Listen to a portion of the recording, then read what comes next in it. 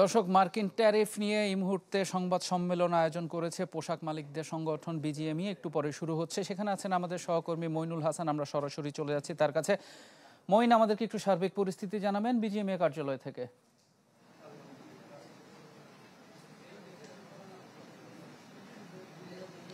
এফতে আপনি জানেন দীর্ঘ ৪ মাস ধরেই কিন্তু পাল্টা যে শুল্ক যুক্তরাষ্ট্র আরোপ করেছিল বাংলাদেশি পণ্য আমদানির ক্ষেত্রে, সেই শঙ্কা ছিল কিন্তু ব্যবসায়ীদের মাঝে। বিশেষ করে যারা গার্মেন্টস শ্রমিক, পোশাক মালিক যারা ছিলেন, তাদের মধ্যে একটা শঙ্কা দেখা দিয়েছিল।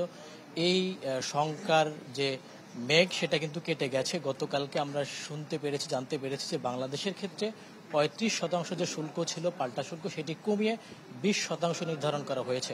অর্থাৎ বাংলাদেশের পাশাপাশি ভিয়েতনাম ১৯%, পাকিস্তান ১৫%, ভারত ২৫% এবং অন্যান্য যে মিয়ানমারের ক্ষেত্রে আমরা দেখেছি প্রায় ২৫%। অর্থাৎ প্রতিযোগী দেশগুলোর তুলনামূলকভাবে বাংলাদেশের অবস্থান কিন্তু বেশ কাছাকাছি। এবং এই নিয়ে আজকের কিন্তু এই পোশাক মালিকদের সংগঠন বিজিএমইএ তার একটি সংবাদ সম্মেলনের আয়োজন করেছে, যেটা ৩টায় শুরু হওয়ার কথা, যদিও এখন পর্যন্ত শুরু হয়নি।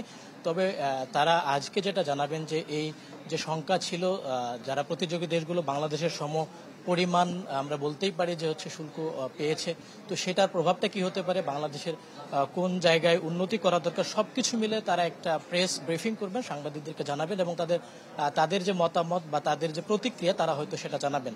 তবে আমাদেরকে এখন অপেক্ষা করতে হবে সেই পর্যন্তই। তবে আমরা দেখেছি যে বাংলাদেশের শুল্ক নিয়ে ৪ মাসে প্রায় ৩ দফা বৈঠক করেছে।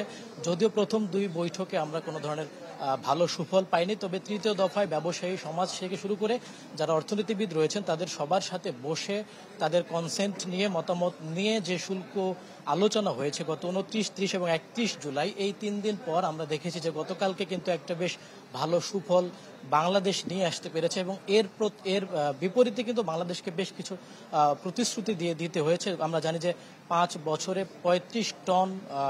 ৩৫ লাখ টন গম আমদানি করতে হবে, সয়াবিন তেল আমদানি করতে হবে, একই সাথে ২৫টি বোয়িং কেনারও কিন্তু ক্রয়াদেশ দিয়েছে যুক্তরাষ্ট্রকে। ইফতি, মইন, আপনাকে ধন্যবাদ। দর্শক, যুক্তরাষ্ট্রের শুল্ক নিয়ে পোশাক মালিকদের সংগঠন বিজিএমইএ সংবাদ সম্মেলন থেকে যোগ দিয়েছিলেন আমাদের সহকর্মী মইনুল হাসান।